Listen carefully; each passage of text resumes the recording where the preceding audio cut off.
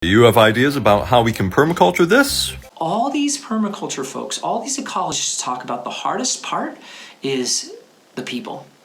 And because most of the work requires cooperation with people, we need to be able to cooperate.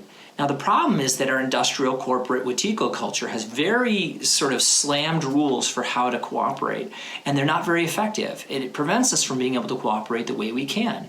So for example, self-criticism, which is encouraged in that Wetiko kind of industrial culture, is like poisoning parts of ourselves. Certainly otherizing people who we don't agree with, who we don't like, that's like taking weeds and poisoning them, different parts of the ecosystem, and saying you're not wanted, you're not valuable, when all of it is to understand the connections between the two. Permaculture is about connection. Industrialism is about simplifying and separating.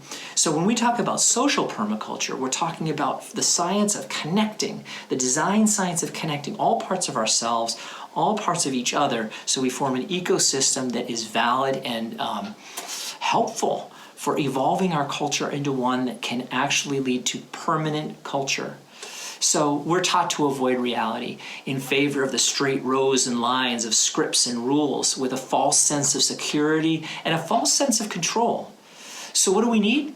We need connection strategies in addition to avoidance strategies, because sometimes avoidance strategies are good. Distraction, for example, in the short run is okay. It's just in the long run it doesn't work very well. We can't distract ourselves from reality all the time. So we need to be able to deal with reality early, often, and skillfully with kindness, and we need to distribute power more equitably.